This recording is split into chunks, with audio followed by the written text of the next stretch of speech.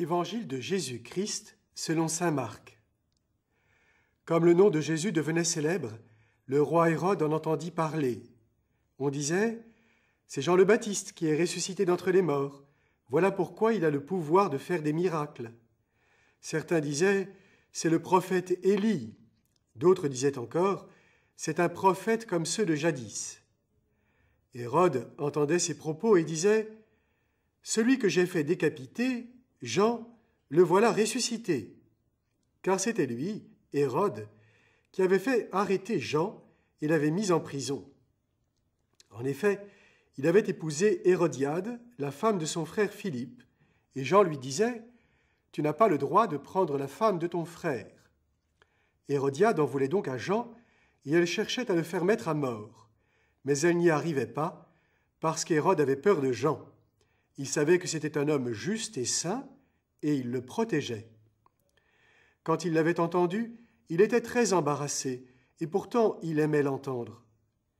Cependant, une occasion favorable se présenta lorsqu'Hérode, pour son anniversaire, donna un banquet à ses dignitaires, aux chefs de l'armée et aux notables de la Galilée. La fille d'Hérodiade fit son entrée et dansa.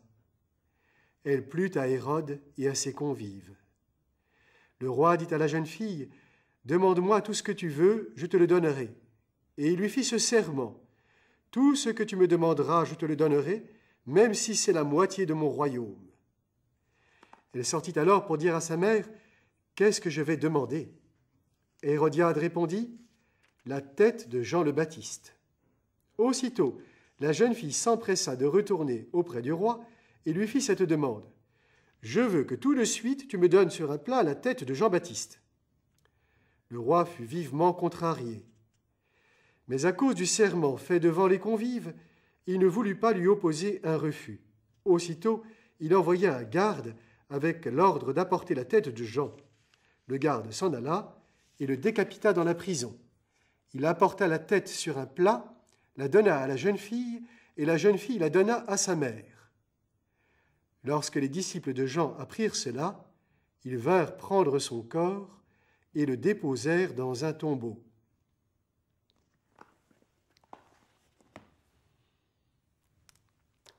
Quelle drôle d'histoire! Et qu'est-ce qu'elle vient faire là?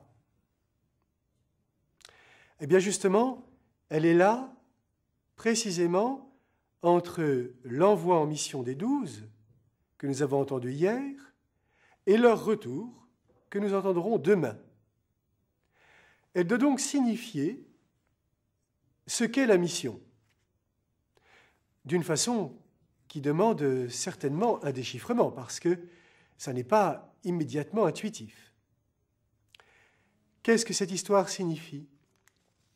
Elle signifie que la mission est une, qu'elle est celle donnée par le Dieu unique.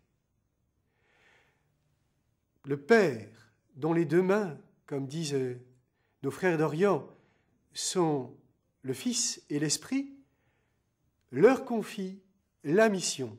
Et cette mission, c'est celle-là même que servent à leur façon et à leur tour aussi bien Jean-Baptiste et ceux qui l'ont précédé, le prophète Élie et les autres prophètes, notamment le premier prophète, comme dit parfois l'Écriture, Moïse, et puis Jésus lui-même, et ceux qui suivent Jésus, les 12, et tous leurs successeurs.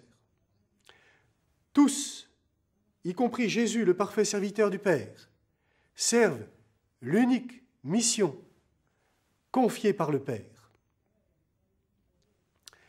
Mais bien sûr, de cette mission, Jésus est le Seigneur, l'alpha et l'oméga lui-même. Et cette mission, elle culmine dans la croix du Seigneur, dans son sacrifice, dans son martyre. Et c'est pourquoi tous ceux qui ont part à la mission du Christ ont part de quelque manière à son sacrifice.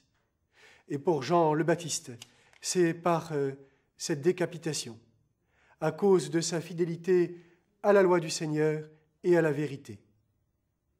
Oui, le Christ est au centre, mais tous, avant ou après lui, servent la mission dont il est le Seigneur. Et c'est notre cas aujourd'hui. Et cette mission, c'est l'étrange histoire du monde, qui était tombé au pouvoir du mauvais, comme Hérodiade et sa fille, qui ne sont pas si mauvais en eux-mêmes, mais qui sont au pouvoir de celui qui est l'adversaire. Et Dieu est allé jusqu'à donner son Fils pour sauver ce monde qu'il a tant aimé.